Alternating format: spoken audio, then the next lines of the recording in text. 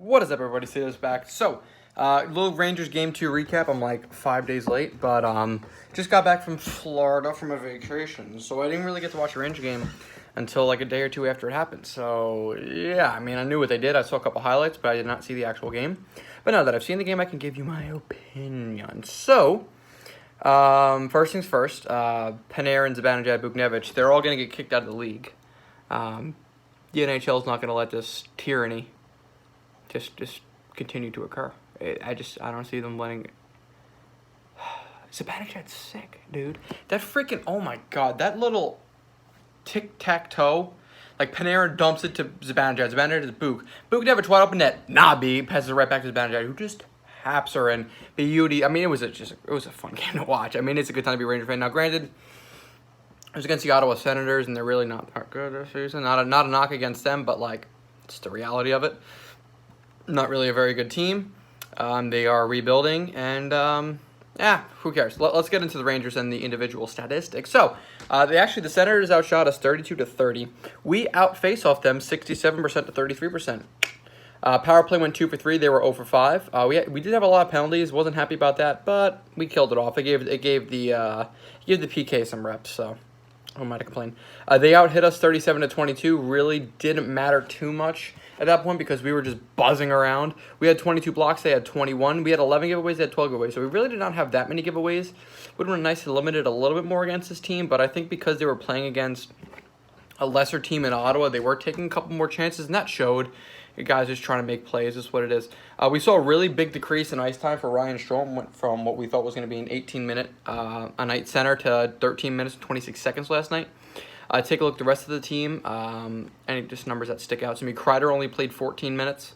Kakko just missed 14 minutes by 6 seconds. Elias Anderson only 10 minutes, 16 seconds.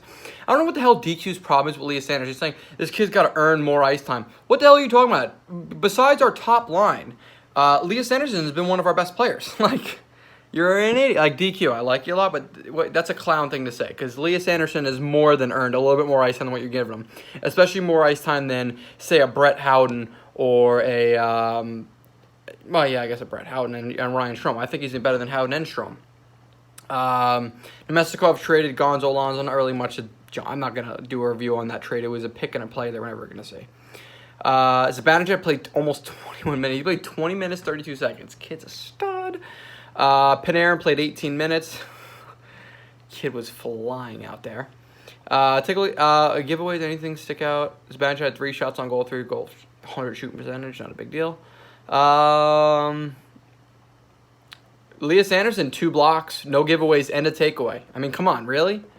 The only players with giveaways were Nemesnikov and Lemieux, and there were a bunch on defense. Trouba had a helper. He played 22 minutes, 38 seconds. Trouba's a freaking stud. I mean, he's killing it out there. Mark Stoll played 19 minutes, 34 seconds. Mark Stoll, last season, I don't care. 2 seasons ago, Stoll had a tough season. Last season, Stoll had a pretty good season. And I'm not talking about in contrast to how much he's making, but compared to the season prior. This season, again, I think he's taken another step ahead of what he was doing the season before. He looks better this season than he did last season. He looked pretty good last season. And by good, I mean he's like a 5th defenseman. I no longer think that Stoll is a 7th defenseman on an NHL roster. He could be classified as a 5th defenseman. 5th, maybe 6th. But I think he's actually, believe it or not, a step ahead of a 6th defenseman. I think he's been doing that good. Now, we're not paying him. We're paying him like a top 4 D-man at $5.7 million. But I'm not going to lose too much sleep over it. He had 7 blocks. 7 blocks. He did take a penalty, but 7 blocks, 2 hits, 2 shots, and only 1 giveaway in the 19 minutes, 34 seconds he played. Kid played pretty freaking well. Foxy played 16 minutes. He only got 6 seconds of power play time, but we're giving reps to that top. I mean, how do you not give it to the top line? I think it would have been nice to see the second power play unit get more reps, considering it was a bit of an easier game, especially going into that third period. But look, I'm not going to question too much. Hayek played 14 minutes. He had a good game. He didn't stick out. But honestly, Libor Hayek, I think Libor Hayek's game is you don't want him to stick out because if he's sticking out, most likely it's in a bad way. D'Angelo, 16 minutes.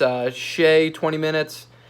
Yeah, I mean, the defense had a good game. The only guys that really stood out to me on defense were Trouba and Stahl. I thought Fox had a couple nice plays, same with Shea and D'Angelo, but nothing to write home about. Georgiev played a good game. He wasn't really challenged. He didn't really face too many high quality scoring chances. He had like 2 or 3 saves that were absolutely out of this freaking world. But besides those couple scurries, he really didn't get bombarded consistently. Like despite facing 32 shots, I didn't really think he was overly challenged besides a couple plays. And you know the saves I'm talking about. He had a couple saves that were just freaking ridiculous. But all in all, hey, the Rangers won. It was a good game. We're 2-0 now, and we play again Saturday at 1, I think, against Edmonton. It's an early one, right? Yeah, so it'll be a 1 o'clock game this Saturday against the undefeated Edmonton Oilers.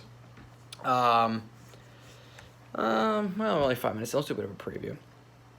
Oh, yeah, we signed Matt Robertson. That was awesome. I won't really do a preview for this. I mean, that game's going to be simple. Our defense is going to be challenged more against the Oilers than it was against the Jets and the Senators. And the reason I say that is because we have to stop down.